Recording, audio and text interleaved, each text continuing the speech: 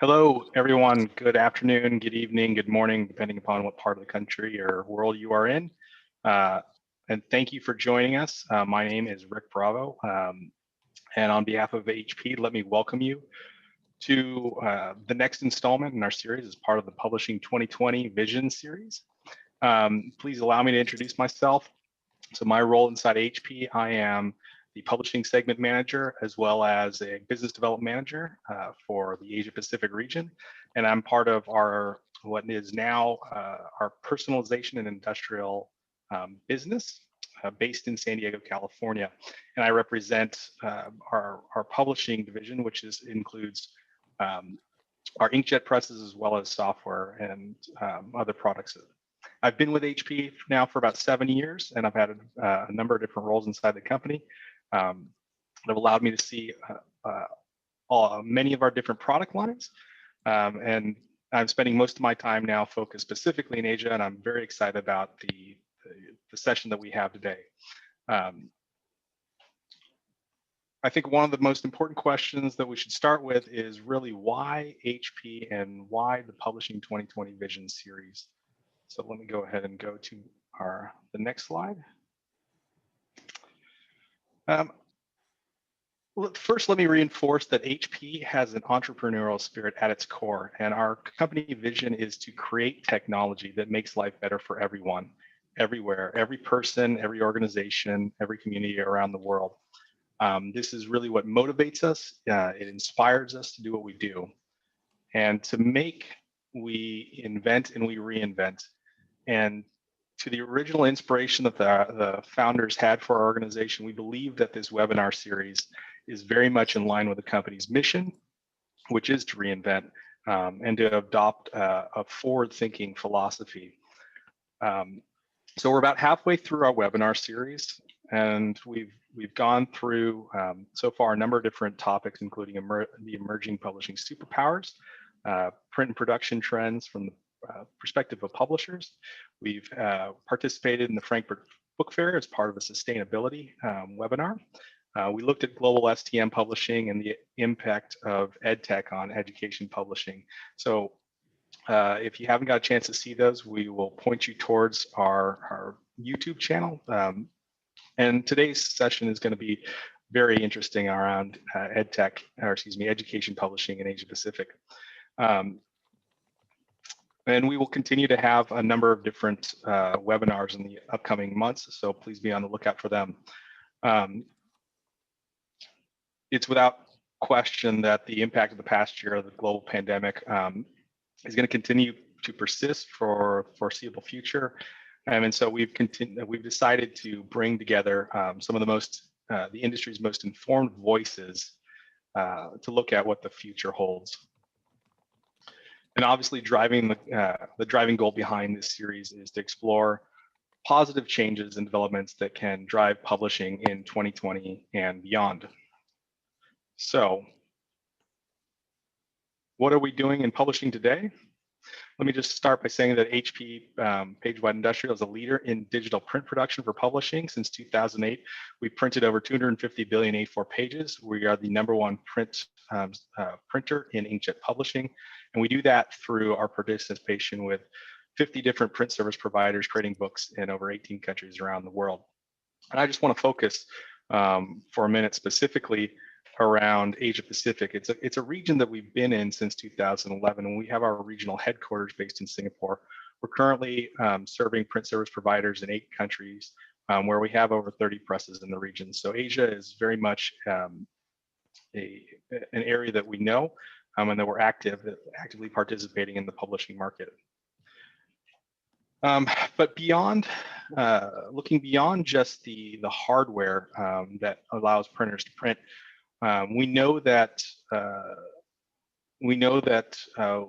it takes an entire ecosystem to really move content into the hands of users and readers. And so that's why just a year back, we launched HP Piazza at the London Book Fair, which HP Piazza essentially bridges the world of book publishing and digital printing to offer a greener publishing supply chain.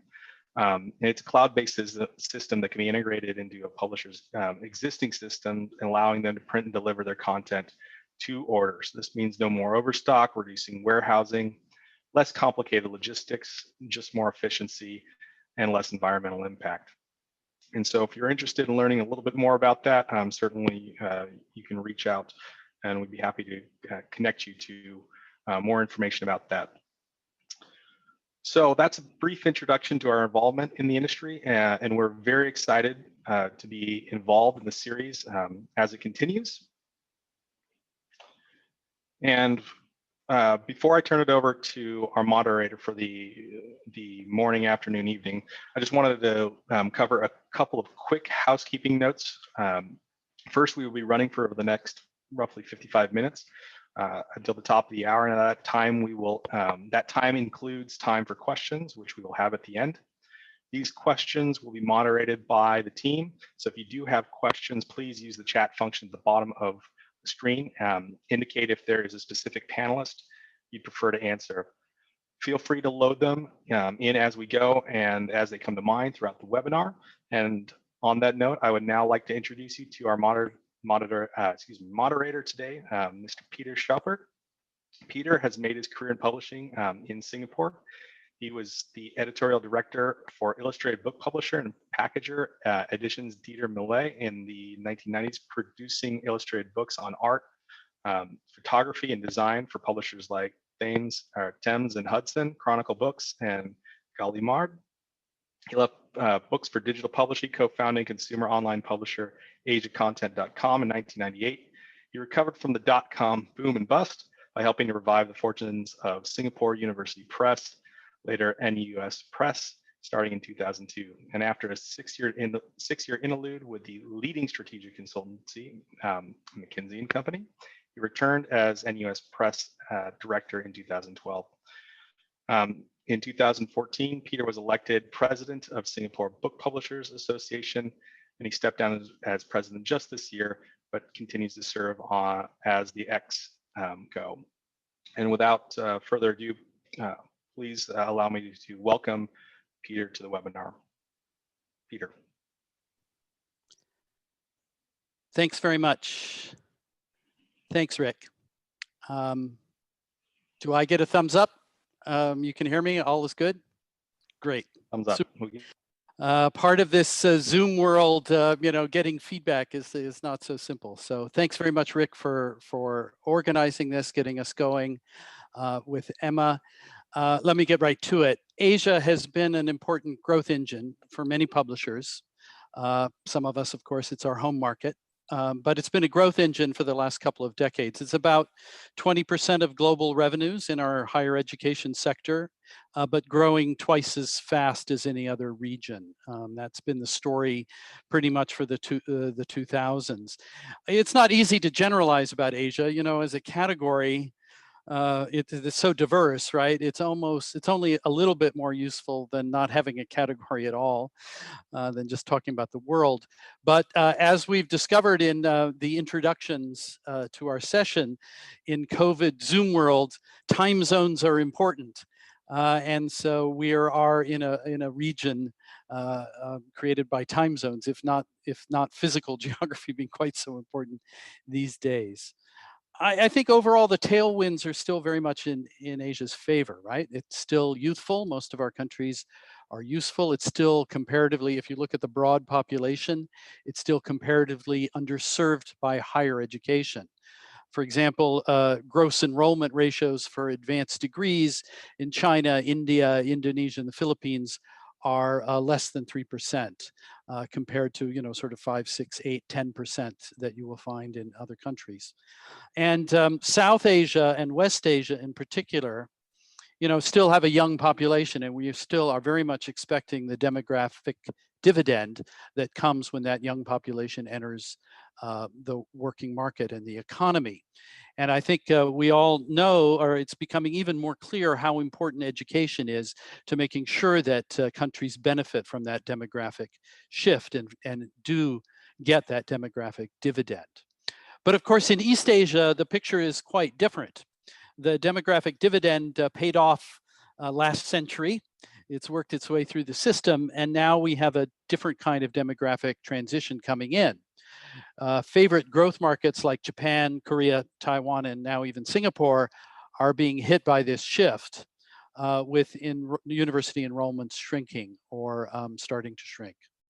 And Barry Clarke of Taylor and Francis, one of our speakers, will share some details on the Taiwan case. Also, there's a little bit of a sign of oversupply in higher education in some of our markets. I mean, given the extremely high prestige attached to formal education. And with you have graduate enrollment ratios of gross enrollment ratios of 10 to 12% in Korea and Hong Kong, for example, which sounds great, but then you realize that more than 20% of Korean PhDs were unemployed in 2018. And that includes 25%, that rate was 25% for those with science degrees. So that'll be one of the interesting shifts that we come, and Joe Lam's presentation, Joe Lam from Pearson's presentation, will look a little bit at this question of whether degrees are essential and how demand is changing. So those are the long-term trends, you know, a mix of good and negative, but on a regional basis, still very good. Then, of course, we've had some interesting short-term shifts.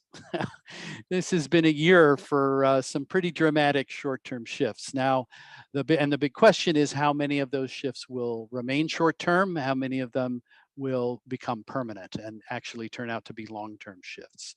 And that's something that I think we're still all parsing. The sudden drop in mobility caused by COVID has affected in particular those university systems that depend on large numbers of foreign students.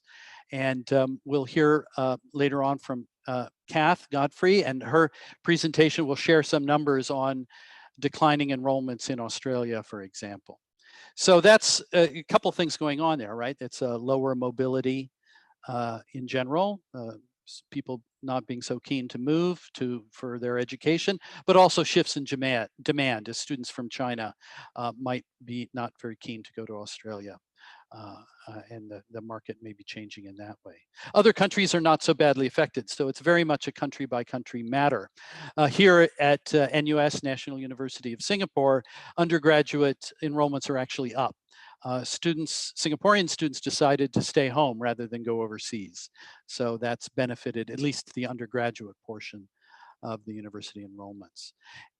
But of course, I mean, so that's sort of looking, I kind of zoomed in on the universities first, but the major consequence of all of this drop in mobility at all levels between countries and within countries is the deep recession that we are now all feeling. Or at least if you're not feeling it yet, you must be seeing it looming very much on the horizon. So the IMF has recently shifted their projections for Asia further downwards, and we're looking even at a 2.2% contraction for the year 2020. China will be growing, but at such a low rate, 1.9% according to IMF, that very much under the capacity that they have and the growth needs they have in order to satisfy the new labor coming into the market. The shining star in Asia is Bangladesh. Its export-driven economy looks best placed with a 3.8% predicted growth, but almost everyone else will see shrinking economy, and in those countries that are highly exposed to foreign trade and tourism and so on, the contraction is very dramatic. Still, if there is some good news, some governments are seeing universities and our sector as important transmission belts. You know, how do you do a stimulus? There's hardly a government that isn't very interested, that understands the need for stimulus in these situations. So while enrollments might be down, the universities are seen as fantastic transmission belts for support in times of recession, and particularly this sort of recession. So levels of support for universities and for lifelong learning will be going up in at least those countries that have some fiscal room to maneuver. Again, doubling down on the role of the universities as engines of human capital enhancement and investment. So the role will be expanding and changing. And as I said, Joe Lam of Pearson will give us some interesting findings from a global learning survey that they do that will look very much at this topic. And then going in a little bit further, closer and closer into our particular subject, the higher education market for books and for curricular materials, there's definitely a shift in the manner of delivery. And part of what we've seen as a result of COVID and the lack of mobility has been a shift in the manner of delivery, with digital becoming even more important. It's been a long-term trend, but it's accelerated dramatically as physical access to classrooms, libraries, and campus bookshops is interrupted. Alice Duijser, one of our speakers, represents a digital textbook delivery platform, Vitalsource, and she can share, she's on the cutting edge of this and can share some hard data on this change in Asia. Siong from Taylor and Francis will give us a case study of digital adoption in one specific institution. So digital usage is up, surprise, surprise, but I think there's still a lot to play for. There is so much variation and uncertainty as to the manner of this digital adoption. Today's digital adoption patterns might not be tomorrow's. I think one of the most important insights I think you can get out of today's session will be to look at these different dynamics of adoption and business models and the economics of adoption out of this session. And let me also remind you that the shift to digital, I think for most of us, includes print these days, because digital printing is very much part of the equation. So shifting to digital doesn't mean just delivery on screen, although that's a big part of it, but it also means shifting to distributed printing, on time and on demand printing. So that's very much, I see that very much as part of the whole digital adoption package. But we'll hear more from different panelists on that. Will digital adoption be driven by libraries who are acquiring big packages of material and will may be asked by their universities to lead in acquiring instructional materials? Will it be driven by students who are need the material and are finding ways to get textbooks that they used to buy at the co-op that they can't buy there anymore? The most powerful digital instructional materials are those that feature interactivity, continuous assessment, AI-powered personalization, and so on. All of that requires, quite a high level of involvement of instructors. So will publishers need to double down on their investment of time and relationship building with instructors? Are instructors just too busy? Are they too stretched with the new demands that they're facing? This would be a big question. And since the universities are increasingly interested to have as much data as possible on students and student performance, will relationships building and adoptions for digital course material require more involvement from CIOs at the big institutions so that they can get the raw data that they want to run their AI and machine learning in order to improve and calibrate student outcomes. So with all those kind of questions in mind and all of those dynamics at play, I think the manner of digital adoption is very much a question mark and very much up for play, especially as the mix of long-term and short-term trends plays out, and we see which short-term trends are really long ones. First up among our panelists is Alice Duijser. She's Managing Director International for Vitalsource. Before joining Vitalsource in early 2019, she was the Global Marketing Director of Taylor and Francis. And she also spent 14 years at McGraw-Hill Higher Education, where she was Divisional Director for the Higher Education business. Alice, I think, is extremely well placed to give us a view of the shift to digital and the way it's playing out. Over to you, Alice. Thank you very much, Peter. Good to be here, and good morning, good evening, and good afternoon to everyone on the call.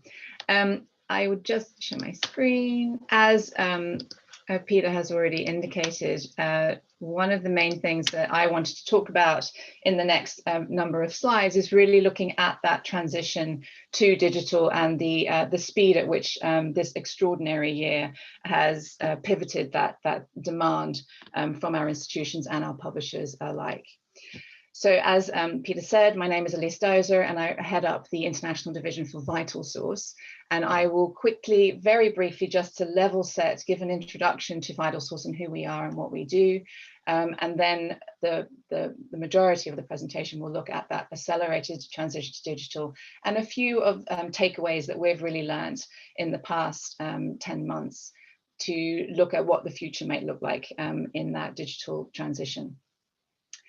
So very, very briefly, Vitalsource is one of the leading education technology solutions providers, and we work with our partners to create, deliver, and distribute affordable, accessible, and impactful learning experiences worldwide. So we are very committed to ensuring that our learners and our students of today have access to affordable and engaging digital material that really helps them deliver and achieve their student outcomes and their learning outcomes in their university pathway. Today, of course, we're looking very specifically to higher education, but and we work with, as you can see in this learning ecosystem, we work with publishers, institutions, and distribution, so the supply chain alike. We also work in professional learning and corporations, so we do also move beyond higher ed, but for today's session we are looking most specifically at what this higher education space is looking like for us and how we work with our partners to make sure that we're delivering a meaningful learning experience for the students. So this exceptionally interesting year, and what has it meant in terms of that accelerated transition to digital?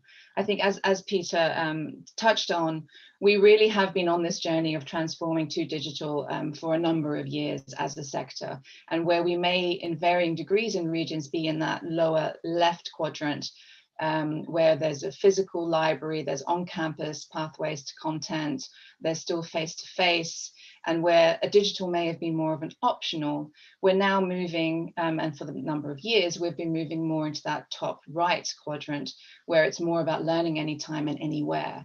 And the digital access and digital component becomes actually essential rather than an optional. And in this last year, we've really seen that accelerated pivot where all our partners, whether it's educational institutions in universities or our higher education publishers, are really looking at how we can quickly transform that space and be able to deliver an online learning experience.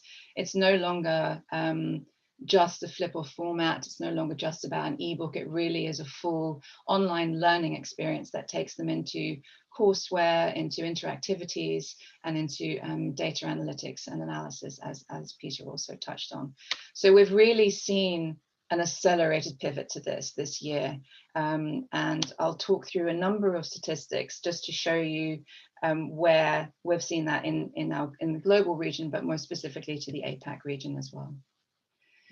So these are our users on our platforms over the past 11 months, sorry. And it's really looking at the individual users that we see on the Vitalsource platforms.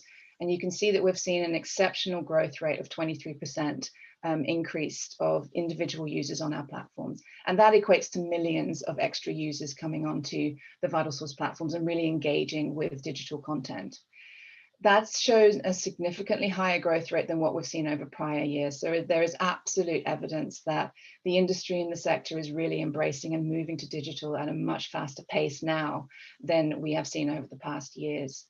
And if we look specifically then to Asia Pacific and the region that we're here to talk about today, Australia is in the top 10 countries of digital adoption and where we see high usage and users. Australia, India, Singapore, and China, they just make it, China just makes it into the top 10, but Australia, India, and Singapore are quite heavily embedded in the top 10. Australia is our number 5 country when we look at our global rankings. So really high adoption rates of digital in the region and significant growth continuing throughout the year. If we put it specifically to and look specifically at the Asia, the APAC region, you can see here in the pie chart an overview of the percentage where we see the top users in the region. And Australia, as you can see, is very highly represented. And that is for a number of reasons. It's the only market where currently Vitalsource at least has also a B2C channel. So the growth that we're seeing in Australia is also driven by a direct to student channel, as well as our predominant model, which you see in other Asia countries being more B2B, where the institution is making the purchase. So Australia growth is very much looking at a slightly different dynamic to what we see in some of the other Asia countries. But overall, as a region, we've seen an increase of digital users and the number of users and students, again, engaging with that content of 11% as a region. So slightly lower than the global, but still of significant growth. And again, a stronger pivot than we've seen over prior years to make that shift. More interestingly, I think, is to show those countries that we've seen a much higher rate, the ones that are really showing the highest rate and growth rates. And they are Malaysia, Vietnam, Indonesia, the Philippines, and the Republic of Korea. So we're seeing double-digit growth there. Malaysia has doubled, actually. It's over 100% growth that we're seeing there. Vietnam, Indonesia, all in the top 50% growth rates that we're seeing. So we're really seeing the diversity of the region and a different level of preparedness to move to digital. And that's really coming to the forefront in this year as we've tried to really show that the digital expansion that we see. Sorry. As I mentioned, the direct to student, so the B2C channel, global growth in B2C has actually been exceptionally high. So students really finding that content and engaging with it directly has been extremely high at 85% growth rate. And what we've seen, particular in Australia, as an example, is a very continued demand in flexible and easy access models. So as we come together as a sector, and I think as we look at what the future for this sector looks like, one of the areas I think we still need to unpack and continue to develop is that access models and the easy access models and the flexibility that we need to be able to deliver both for our students and our institutions alike. One of the things that's really been very successful and seen high uptake in Australia in particular, as I mentioned, is the white label store strategy. So really enabling students to have access to their content with minimal clicks. So through their LMS, integrated in their LMS, be able to get an access to that content, whether they are purchasing it themselves or not. And the white label strategy has really paid lots of dividends in Australia, and we've seen 150% increase there on just on that model alone. So very increased successful model for us as a business. We've also seen, as we all pivot to digital at a faster pace, lots of regional bookshops are really developing this B2C channel and the supply chain for us, adding a lot of regional bookshops in all the countries, more and more in Asia, where we're looking at really expanding the B2C and giving that direct access to students as well. And a lot of smaller publishers coming on board to make their titles also more readily available. So it's really a coming together of various segments of the higher education space that's really drawing together to move to the online learning experiences. So as we look forward, so we've got absolute evidence that the pivot to digital has accelerated. We're seeing high rates of adoption levels across the APAC region. What are some of the things that, when we look forward, that as an industry and as a sector, where we come together as publisher, institution and ed technology to really look at how we can better and continue to develop channels and pathways for our students? And it really now will become, I think, that blended learning area becomes more and more important as we look at continuing to develop and deliver educational quality and equity. There are some core things there, I think, that we need to all learn as a sector and continue to develop. So some of the observations and feedback that we've certainly had over this past year, and that I feel that, you know, probably do have some lasting impact for us as a higher education sector, is that acceptance of online blended learning, where we may have had resistance in the past in some regions in varying degrees. There's now a very broad stroke acceptance that online and blended is here to stay.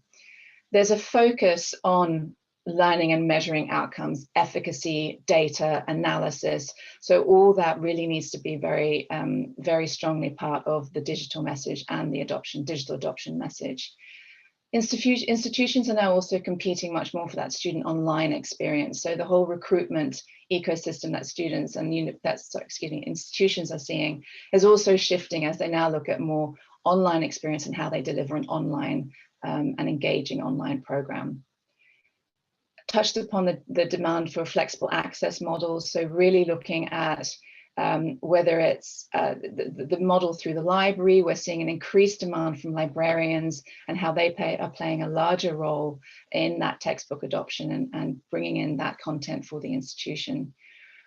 We've also seen a change in delivery and shorter courses coming through, maybe micro-credentials are coming through. We're seeing that in varying degrees in some of the countries within the APAC region and globally. So I think that is a lasting change that we'll see as well. And that obviously has an impact potentially on how content is consumed and how we need to be able to deliver content and courseware and that learning experience. There's an increased focus on equity. So again, a library very often has a big part to play in the equity space. So that's also increase that we've seen across the regions. And there's more demand for digital content and new technologies. If you imagine some of the courses, whether they're in medical schools or in engineering schools, virtual reality, augmented reality, these are all new technologies that we'll probably start seeing not as a short-term fix, but more maybe as a long-term fix, where we start to move into really embracing that sort of technology as well. And then just my final slide really looks at the evolving higher ed space and some of the 4 core pillars that certainly as an ed tech company like Vitalsource, where we really focus on to make sure that it works for and continues to develop in the right sort of core areas, bringing solid foundations to that digital delivery. So security and privacy becomes and remains extremely important. As millions of more students are going onto online platforms, we need to make sure and continue to secure their privacy and their student data. DRM is increasingly still critical. So there's a really big area and big focus for us as an ed tech company on security and privacy. Access, affordability, and accessibility. Foundational pillars for us as a business to ensure that we meet the customers' needs and demands that we're seeing in the market, but really delivering access on multi-devices. The internet speeds are in varying levels throughout the regions that we operate in. So the offline capability becomes very important. Affordability, of course, where the perception that as an industry we are still, very much in the market, that the cost of course material and how we deliver value around that. And accessibility, extremely important. As we've all rushed to move online, we cannot forget about the importance of accessibility as an industry as well. So these are our 4 core areas that we really focus on as a segment. And with that was my final slide. So thank you, Peter. I'll hand back to you. Thank you very much, Elise. That's wonderful. I think what we'll do is go on to the presentations, because they do all dovetail very nicely, and we'll save the questions for the end. But if you have a question at any time, please do put it in the chat. Our next speaker is Joe Lam from Pearson. And I think it's the first time I've introduced a publisher who has a background as a cardiac surgeon. It's not the normal career path. Joe joined Pearson in September 2014. He's the managing director of Pearson Greater China and South Asia, but he started in medicine as a surgeon at the NHS Milton Keynes Hospital in the UK. He joined the Lancet as a scientific consultant, and in 2008 became managing director of Elsevier Southeast Asia. After that, he moved into healthcare investment as general manager of MedTime, and then joined Pearson. So over to you, Joe. Thank you very much. Let me share my content.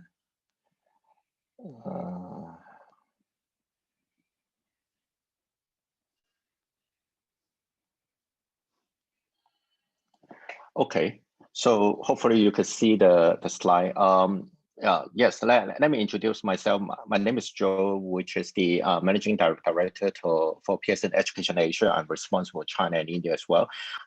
Today, I will share a bit more about our Global Learner Survey, which is there's a QR code that I share on the screen that you can download the full survey, because the survey is very large. It's contain about almost like 70 pages long, so you can read more. I extract some of the information from the survey, which is very closely related to the higher education area.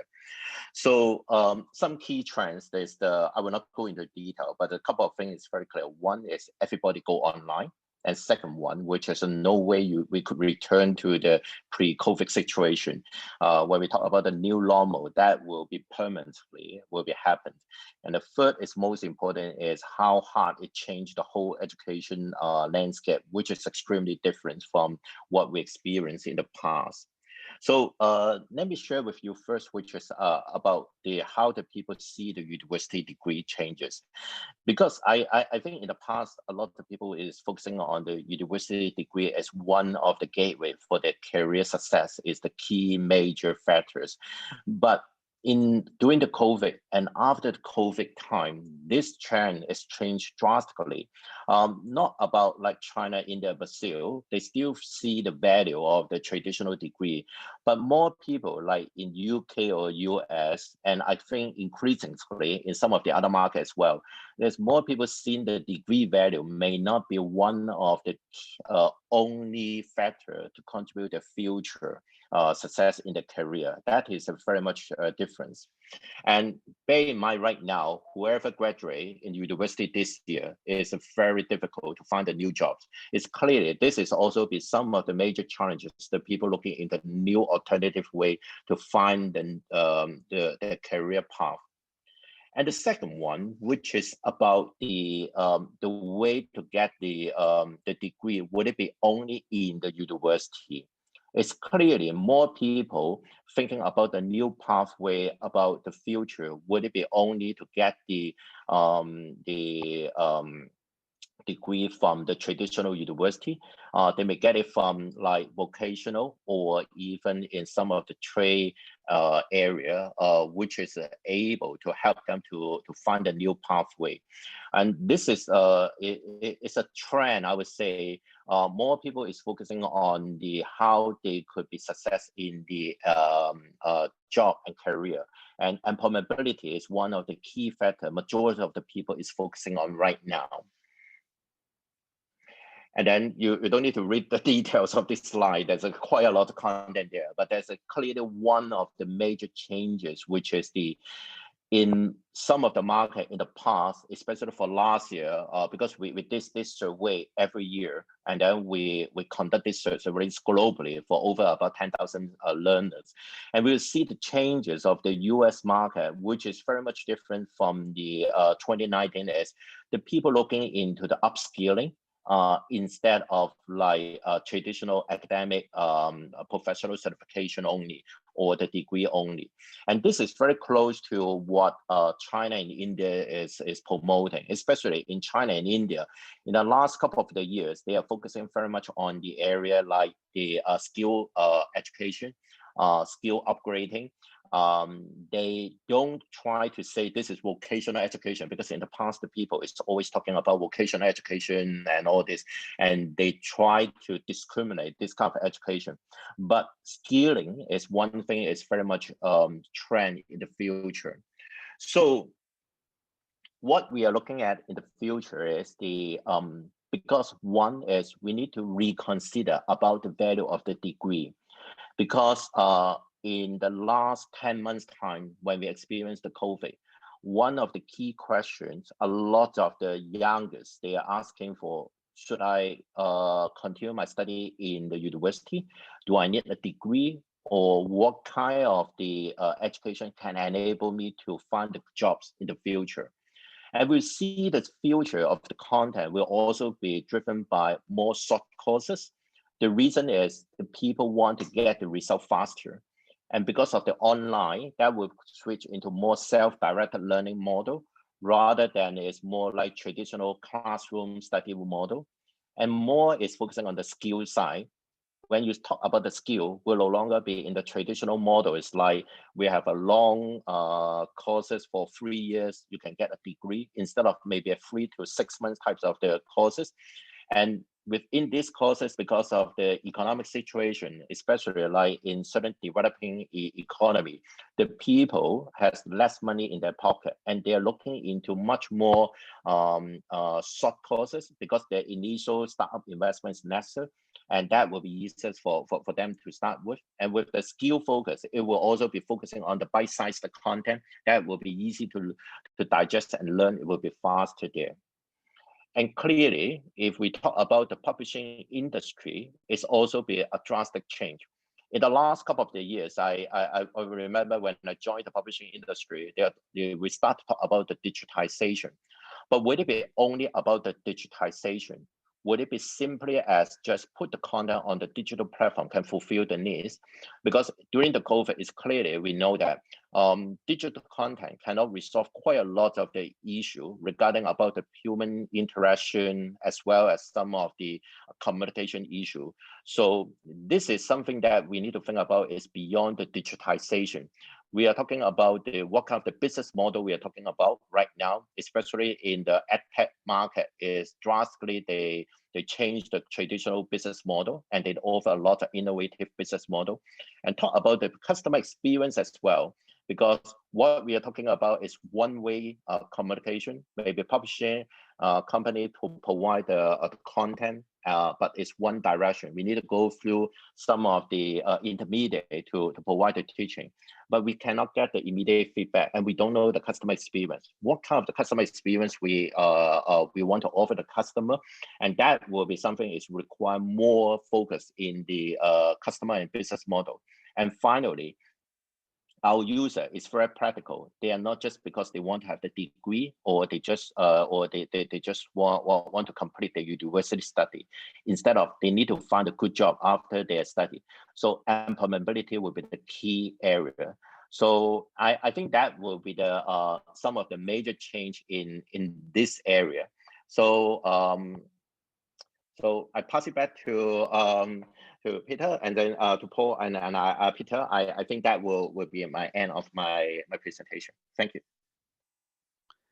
Thanks very much, Joe, and thank you very much for sharing that global study. I think it aligns very nicely with Lisa's findings as well from the business. That well, let's consider that now through a few more specific cases. We're going to hear next from Barry Clarke and Lim Tao Siong from Taylor & Francis. Tao Siong is the higher education sales manager for Asia Pacific at Taylor & Francis. He's been there for the last 7 years. He's got 30+ years of sales, marketing, and management experience in the publishing and book industry, and has previously been with Elsevier, Bookwise Asia, and McGraw-Hill Education. Barry Clarke moved to Singapore in 1991, where and he worked for World Scientific and then APA Publications before being asked to run a book distribution business called Gower Asia Pacific. Since 1998, he's guided the growth of Taylor & Francis in the region as managing director of the Asia Pacific HQ. So running offices in Sydney, Kuala Lumpur, Hong Kong, Beijing, Taipei, Tokyo, and Seoul. Over to you both, Barry and Tao Siong. Great, well, thank you. Thank you. Let me try and share my screen. I was having problems earlier, but hopefully this will work.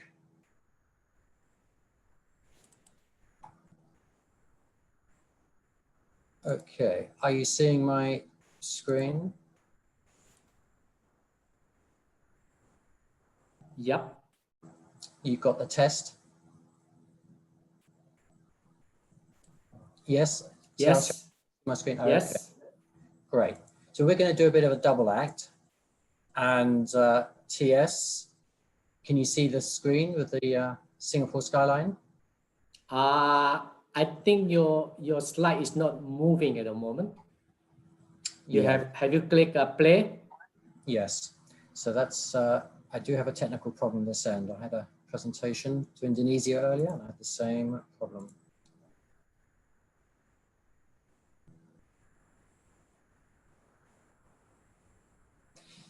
Have you clicked at the right hand bottom?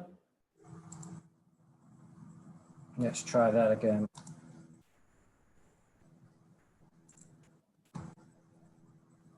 Okay, are you seeing that? I don't think Yes, we see the Singapore landscape now.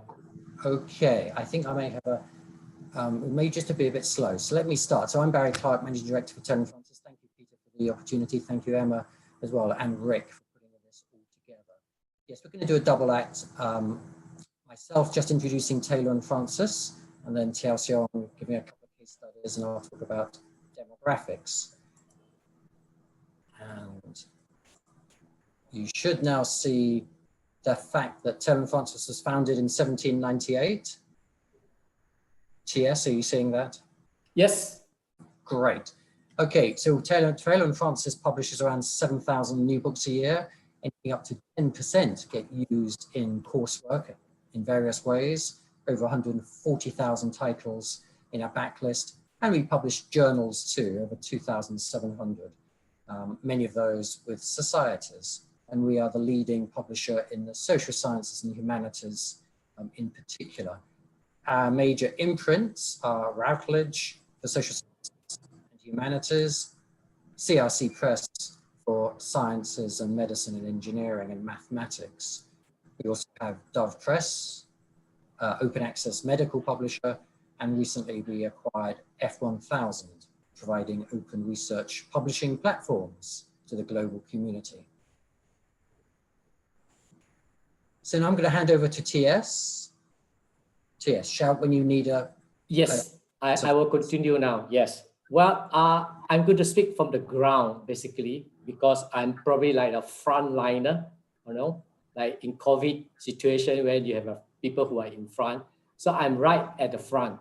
And we all know most publishers depend on library budget quite a bit. The funding for libraries, probably everyone is aware, the funding for library is been reduced, has been cut. And so with less funding, basically all publishers will have to compete for a very limited funding budget for the library. And we have here from the region, from our colleagues, the funding is going to go up. It probably is going to be reduced further. It's going to be some cut further from 2021. And when you look at the library funding, most of you will probably realize it, the priority for how the fund is for allocation is always go to the journal first, and then followed by online resources like databases, then followed by ebooks. Then last, it will go to print books, you know, which many of us are focusing on. Okay. We also know that we don't only depend on the library to get our business, to get our revenue. We depend a lot on the students. The students the professor in the university who adopt our book, and our sales will come from the students. The student will have to buy the book for their class use. I want to share you a story. I think I'm talking about maybe 20, 30 years ago. Those people who are in Singapore around this region will probably know about Clementi Bookstore. During that period when Clementi Bookstore was serving the university students adoption market, when the class started during the semester, the boss lady, every morning, he would drive her car to publisher warehouse and collect the books herself and bring it back to the shop and sell to the student. I always ask her, why do you do that? He said that if I don't do that, the students will chase for their books because they want the books to go to attend the classes. But that trend is gone. It's already gone. You will see the decline in student spending on textbook nowadays. Okay, you can see it in the closure of campus bookstore over the years. Okay, and just the last 2 months, example this. This is in Singapore, in Nanyang NIE, part of the NTU campus. They just announced that they will be closed. Not only NIE Popular is closing, okay, just 1 or 2 months ago, they also closed their shop at Nanyang Poly and Singapore Poly, okay? And this really telling us that why they're closing the shop, because the students are not buying the books from the campus. So there's no business for them to do. And you also realize that because of that, many publishers now, whether it's for their strategic reason or they want to cut down on their inventory, you know, they don't print book and stock, but they do print on demand, POD. Okay. If some of you are in publishing, you will remember, I think, and Joe is in online, we can check with Joe one more time. I think in 2019, Pearson has announced that they will phase out their print textbook business. And that was in 2019, which is only last year. Okay. So there are less for print business in the textbook market. And on top of that, you will realize that there is a piracy. We used to heard about commercial piracy many years ago.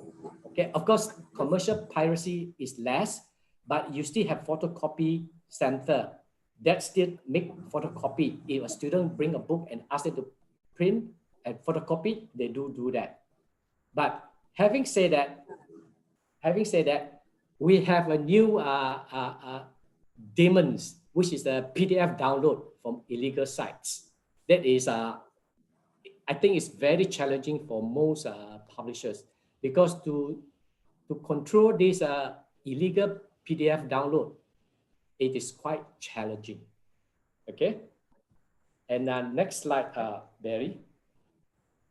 And I believe Peter has mentioned earlier on, student enrollment has been affected by COVID-19. In Singapore situation, many of the private colleges, their students are from international. They can be from Indonesia, they can be from neighboring Malaysia, China, and Thailand. You know, they are seeing their enrollment dropping because of border closing. There is no travel restrictions, resulted in all this slower number of enrollment for their students. And I will leave this next point to Barry. He's going to talk a little bit more about Taiwan. Right, thanks, Siong. So that brings me just to a little example of changes in demographics that Peter mentioned earlier. This is a chart in Taiwan's population, which is due to peak actually probably around now, actually, and I think Korea is also in the next year or two. And that, of course, creates problems. The boom, and again, Peter referred to the boom in higher education in Taiwan and Korea, that all happened in the 90s when the liberalization of the higher education sector kicked in, and the number of universities in Taiwan shot up, 123 to 162 in just those 10 or 20 years. But of course, now the problem is that there's maybe 240,000 students at the moment, but that's going to fall over the next years quite catastrophically to maybe 160,000. And enrollments in private universities are likely to go down the most. Enrollments are already down at below 60% in many cases. And of course, what this means is that universities, colleges are starting to merge. There's been 10 or so in the recent years. And thanks to my subscription to Taiwan News, we can see here media coverage from last year of some of the universities in Taiwan beginning to merge because of the demographic changes. And over the next few years, maybe 12 of the top 51 public universities and up to 40 of the private universities are expected to merge, and some of them probably actually won't survive. That report was from last year, so with COVID, the pressure on finances will be acute. TS mentioned students, mobility of students has been mentioned already, and again, highlighting the point that it's not just Australia, UK, Canada that has international students. Taiwan has international students too, and they're seeing a decline, fewer foreign students, even though Taiwan has pretty much conquered the pandemic and they've had no cases for many months. The lockdown, maybe it'll produce a baby boom in places, but there was no lockdown in Taiwan, so I don't think we can expect a baby boom in Taiwan, unfortunately. And I think now I'm going to go back to TS for a couple more comments. I shall continue about the basically, okay, you will notice, observe too, instructor in the university, in higher institutions, they are actually very time poor. What do we mean by time poor? They are very, because they are short of time. What happens is that they don't only teach nowadays, they also do a lot of research. Then after they do research, they do write paper and to be published in the journals. Basically what they're trying to do is that to increase university ranking for their individual university through QS or 2 times ranking. You know, the more research paper that get good impact factor rating, you know, will help to bring recognition to the university. They don't only do teaching, research, writing, some of them do consultation as well. And on top of that, some of them may be involved in administrative work in the university, okay? Because they are so time poor in the higher ed publishing business for us in the textbook adoptions. Any publishers that come with supporting materials for their textbook in the textbook adoption market, they always have an edge. If they can provide the instructor with PowerPoint slide, they can provide the instructor with test bank, they can provide the instructor with MCQ question and instructor guide and whatnot, you know, and they always have an edge over at their competitors.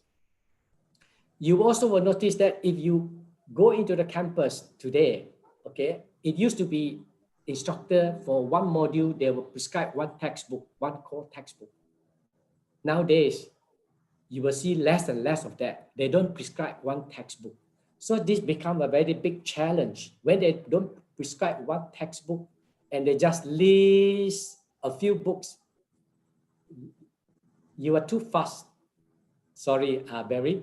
You may have to go back to my...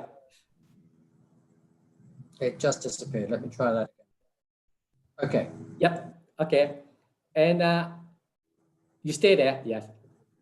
And it poses a very big challenge because when students receive their syllabus before the class starts, they see that there's a list of books. They sometimes just don't buy. They just go to the library and borrow the book. So the problem that publishers like us face in the textbook market space is that when the library purchase the e-books and when the e-books are available at the libraries through the library platform, many of them just refuse to buy the textbook from the campus bookstore. So it's double whammy for publishers like ourselves, okay? And with COVID-19 pandemic, many campuses are closed. There are very few physical classes. Many universities, if class size is bigger than 50 students, they are not supposed to have a physical class. They have to have online classes. So digital learning, online learning become important, and it has been accelerated by COVID-19. Okay, my next slide, which I want to share with you, is about P2E migration of Singapore University of Social Sciences. Those who are in Singapore probably heard about SUSS, but those who are not from Singapore, probably I can share a little bit. And SUSS previously were known as SIM, Singapore Institute of Management. Then from there, they evolved to become UNISIM or SIM University, which is a private university in that sense. In 2017, I think the Singapore government appoint them, and I will probably say that in 2017, SUS become the number six government-funded university. When that happened, quite a number of us were quite worried because SUSS or Unisim before that, they buy books to give it to their student. Many of the students who attend Unisim at that time was working adults.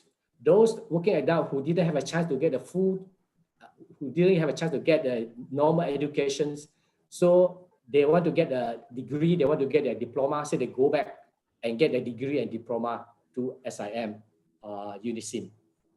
So the university buy the books and give it away, but from 2015, they start to migrate. They were doing some migrations and not using print textbook and using e-books. So I work very closely with Alice's colleagues on the Vitalsource e-textbook at SUSS. I believe the other publisher as well. By 2019, last year, I think 95%, close to 95% of the SUSS classes are adopting e-textbook and no more using print textbook. Okay, that is what I want to share with you about SUSS. Okay, okay, thanks, TS. Thank you. Just gonna end the show. Back to Peter. Okay, great. Thanks, Mary and TS. Thank you, everyone, for sticking with us. We're running a bit long, but I hope you agree with me that we're getting some fantastic information and content here. Next up is Cath Godfrey. She spent 25 years in educational, professional, medical publishing in the Australia, New Zealand, and Southeast Asia markets in sales, marketing, and product development roles, and for the past 15 years in general management, most recently as MD of McGraw-Hill. So she's got extensive experience in the higher education markets and an understanding of the sector that I think you will see with the presentation. She's currently non-executive director of the Copyright Agency in Australia, and she's been deeply involved in different industry development initiatives in Australia. Cath, over to you. Thank you very much, Peter. I'm conscious of the time as well, so I will try very hard to accelerate my presentation. Let's just share the screen.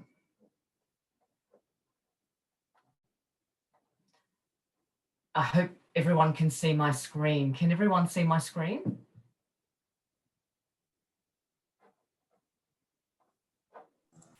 Excellent. Now, I just wanted to start to provide some context about the Australian and the ANZ environment at the moment, much of which has already been touched on by Peter initially and Elise as well, and Barry, some of your comments. After the US and the UK, in absolute terms, Australia attracts more international students than other countries, which is, given a population of 24 million, it's an interesting fact, but it also is an indicator of how reliant we are on the revenue that's generated from full fee-paying students. In terms of our research output, Australia has 7 universities ranked in the top 100 for the Times Higher Education global rankings. It also it ranks number 2 in terms of laureates for medicine and physiology, and I think around 27 for the overall laureates per capita. So for a relatively small population, we have a very vibrant sector that's deeply engaged in the international community. And you can see that the full fee paying cohort does represent roughly 25% of the Australian undergraduate cohort. Many of those students are enrolled in the business and economics sectors or subject areas as well. We've all talked about COVID, and both, I think, Peter, you described the drop in mobility and the impact of that on various sectors in the region. Well, this year there are 160,000 fewer students studying in Australia enrolments for new enrolments declined, or applications, by about 80% year on year versus 2019. Universities Australia, which is a peak body, has forecast that drop in revenue to be somewhere around AU 3.5 to 4 billion this year, and 16 to 20 out to 2023. So it will have a substantial impact on the sector, and of course on the economy overall, because it's our number 3 export industry. And Austrade project that outside of the direct injection, about $8 billion annually into the Australian economy, that it's about the flow-on costs or revenue that and growth is around about 20 billion. But as you signalled to Peter, universities are engines of human capital, and there are many opportunities that will come with these changes. We've all witnessed globally the accelerated migration to either fully online or hybrid teaching and learning models. In Australia, 39 of the 41 universities are offering online courses, and many of them exclusively online.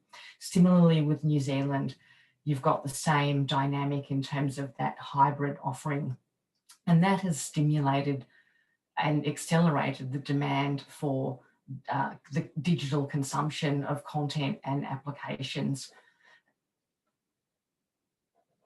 In terms of the overall industry dynamics for higher education in Australia, the overall sales are declining, and that's a function of a couple of things. Demand for print consumption has progressively declined over the last decade, and so have average book prices. That's a trend that you've witnessed in most developed global economies and in the Southeast Asian markets, as Peter had signalled earlier. We've witnessed a significant consolidation, as we have in other developed markets, of the bricks and mortar channel to a handful of larger online retailers and a handful of independent campus bookstores. Growth in digital usage and reported revenue is up year on year over a 5-6 year period, stimulated by both the B2C opportunity that Elise, you talked about, with both the white labelling of bookstores, but more importantly, those LTI integrations into the university LMSs. And Australia is very receptive to consuming content in a digital format, both educators to teaching in that format and students to using content in that format. And we've seen a lot of investment in courseware products, a burgeoning ed tech sector, and of course the rise of aggregators, Vitalsource and ProQuest. So there's a lot going on in the Australia and New Zealand sectors, as there are in many of the markets globally. And you see, I guess, some similar trends emerging around the world as well. In terms of the relatively developed, very mature markets, there's a couple of adoption-based, higher ed markets, and it is an adoption-driven market. At the end of the day, an educator or a group of educators make decisions about the content that's most relevant to the courses that they're teaching, combined with the way that they want that content delivered. And I think the considerations that Australian institutions have typically had in their minds for quite some years, the trends that we're witnessing now have been accelerated, but they're not new. And, educators are looking at 4 or 5 headline issues when they're thinking about migrating to digital, not just the migration to digital, but what types of products, platforms, experiences do they want students to have? And how do they want educators to understand and use the information that those platforms might provide about engagement and experience? I think, Elise, you talked about this, at length in your presentation. Access and equity, it's absolutely critical in the ANZ and many other markets. Engagement and retention, particularly when you've got such a large cohort of full fee paying international students. You want those student success to be high and for people to continue to progress through the system. And they're really, I think, the key drivers for a lot of digital implementation. And there's a variety of, in broad terms, approaches that both students and faculty experience, and commercial models that are attached to them. And we've talked about, and I know Barry and you both alluded to the library model, aggregator, centralised library distribution. This is quite prevalent in Australia as well. ProQuest has a very strong market presence in the Australian library market. Free and inverted commas access to core content through the library system.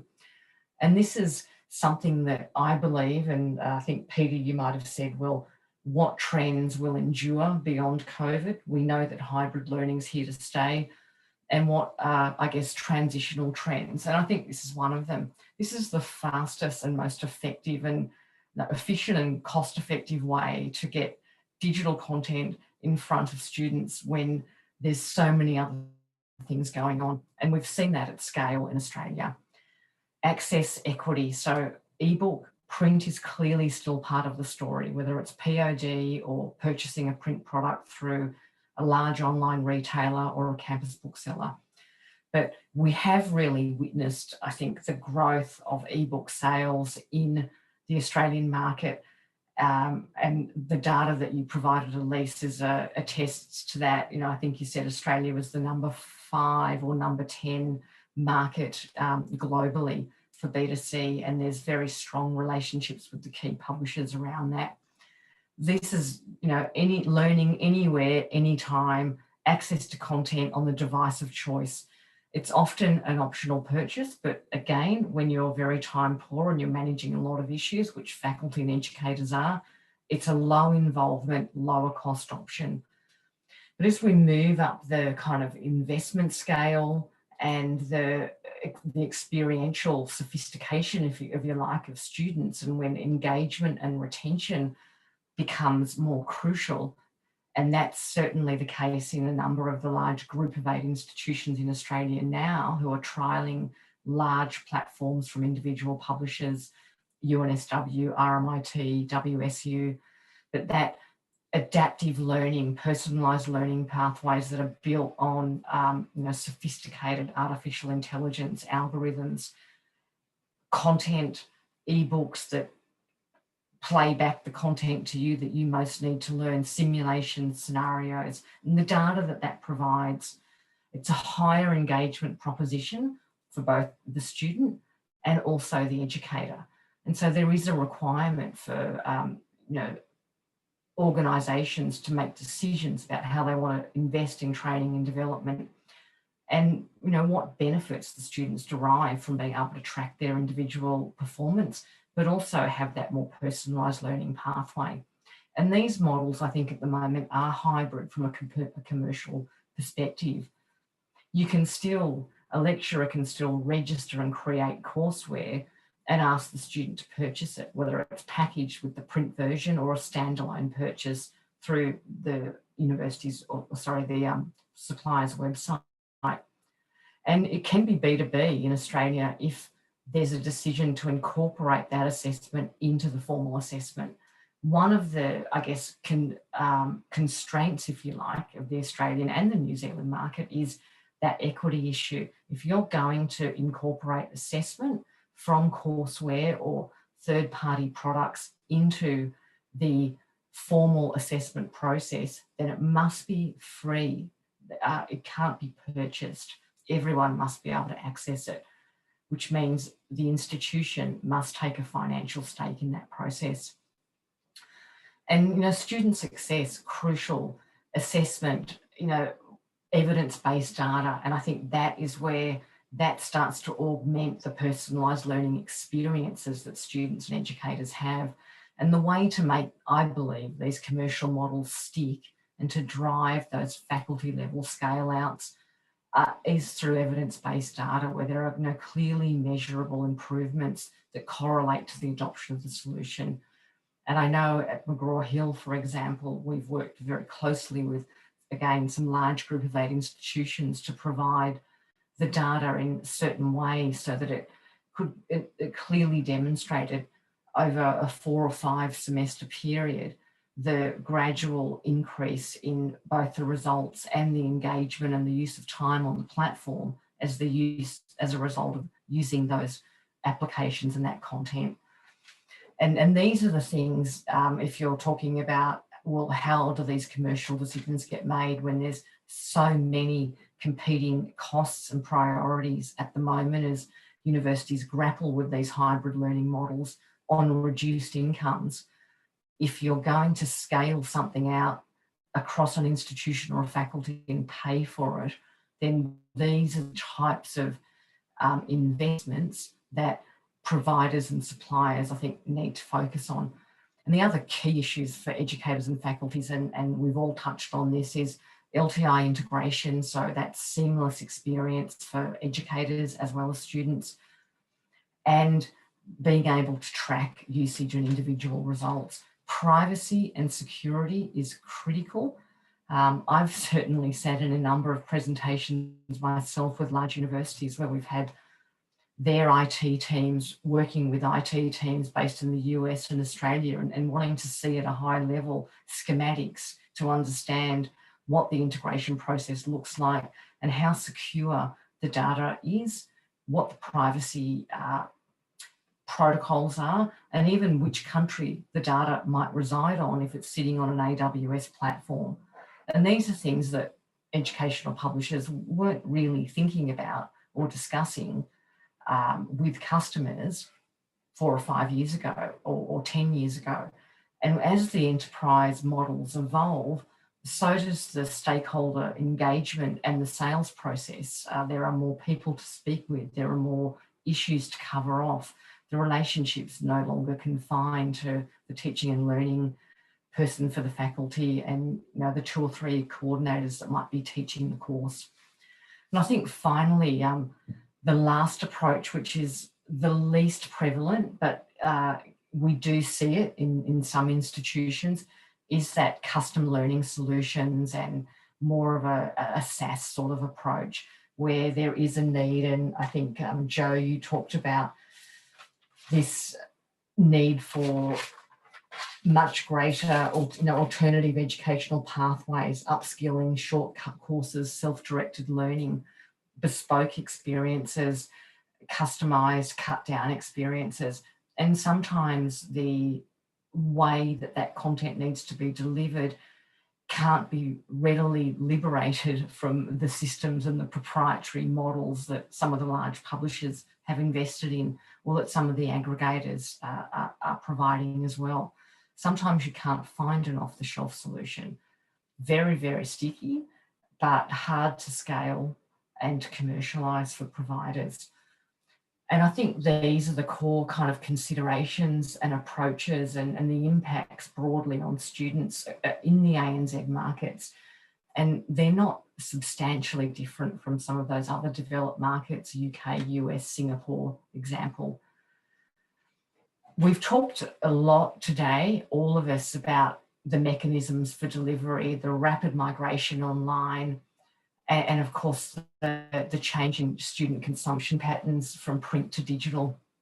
But there are other investment considerations that we've all, as publishers, immersed ourselves in for up to a century and longer in some cases. And what really drives the content development decisions and the investments given the changing landscape?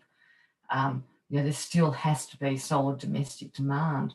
What labour markets are these courses serving? Is the print sell-through still reasonable?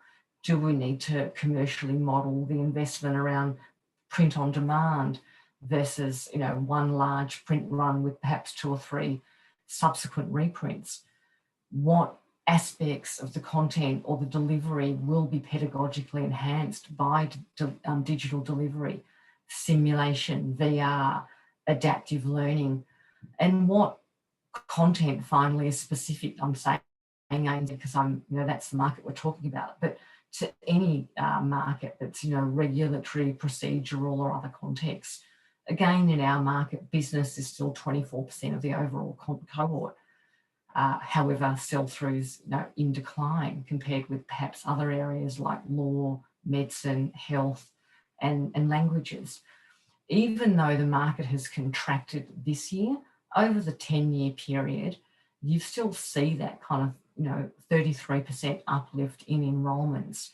But I think it's fair to say that we're not going to see that massive, it's something that is speculative, but will we see that massive influx of international students beyond COVID? And I think there's a certain level of skepticism around that.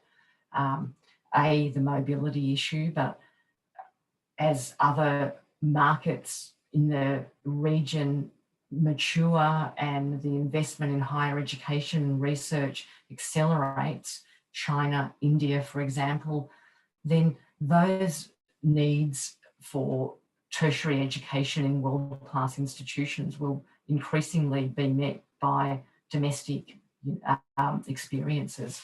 And that is something that will keep many VCs awake in Australia for years to come. Emerging trends and opportunities, and we've all touched on this as well, micro-credentialing or those alternative educational pathways. I mean, it's no surprise that this year in the venture capital rounds, Coursera attracted just this year another $130 million US in VC capital, because this is these are the types of platforms at this point in time that favour short,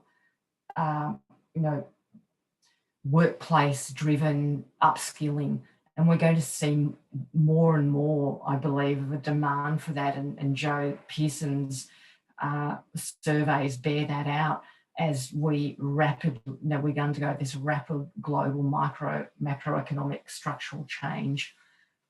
I think it's fair to say, and I hear this when I talk to educators and universities, that given the contraction of the student demand, that we will witness consolidation, as we have in Taiwan, of smaller and regional universities. Will there be 41 universities in 3 or 4 years' time in Australia? Maybe not.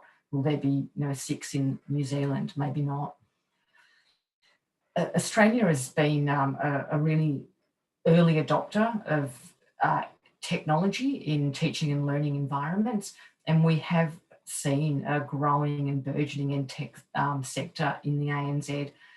I think we'll continue to see that, and obviously globally as well. I mean, I think $4.2 billion, again, venture capital was invested in EdTech globally, US, year on year, versus around about, I think, just under $3 billion the year before. So there's an acceleration in that investment. And clearly we will be digital first.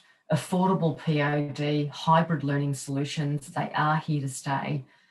Will one-colour titles, cheaper price substitute for accompanying, the primary digital platform? Time will tell. But I think the one thing that we will witness is, and the traditional, dare I say it, publishers really, I think, need to grapple with, and many of them are, and to work very quickly to overcome some of the content management challenges associated with harbouring such massive legacy content backlists. Now, how do we customise and represent that content in bite-sized, rapidly and efficiently in sort of bite-sized chunks, and redeploy that across multiple platforms in a relatively timely and efficient manner? And it's the content management, I think, and the rights management challenges at the back end of the experience, or that will drive the front end experiences for student and educators, that I think will start to become the focus of investment for educational publishers as time goes by. And on that note, I think, as you can see, the ANZ markets are a little different to some of the other markets in the region, but there's a lot of similarities there, and certainly they mirror some of the trends that we're witnessing very maturely in the US, UK, and some other European markets. Over to you, Peter. I'll stop sharing my screen. Okay, super. Thanks very much, Cath, for that wonderful overview. We've got a hard stop at 4:30, I'm afraid. So we've got to, we really don't have much time for questions, but Rick, over to you. You'll have the privilege of the first, and I'm sorry to say, probably the only question. Go for it. Well, yeah, let's hope that we can follow up with questions offline if there are as they come. Very quickly then, and I think of interest to many of the attendees in the webinar. If you could, based on all the comments about short courses, the inversion of digital first and then print, how would you recommend or how would you rank the requirements of consumers or customers, students of print in terms of requirements being speed, quality, and cost, right? What are things that print service providers can do in order to meet the requirements of students going forward? And that's a broad question to the entire group here, so. I just chip in that the quality of the POD is critical, timeliness of supply. But we've had some feedback that the quality of POD in Singapore for a company called Marcona is really second to none. Some of the POD suppliers back in Europe, I have to say, haven't always met the same quality. So as we look to doing POD in maybe some other territories, then quality will be number one in giving confidence to what we're trying to achieve with print, which is sometimes the same, sometimes very different.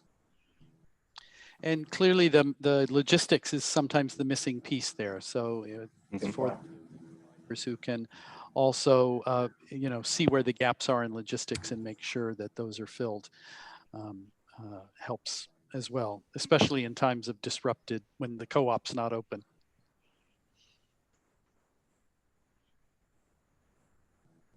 Okay, well, it's past our hard stop, so it was, I guess, so I think we better bring it to a close. It's been a terrific panel. I learned so much. Thank you, everybody, for participating. Most of our attendees stayed with us. We've only started to lose a few of them just now at the end. So thanks, everyone, and until we meet again in Zoom World.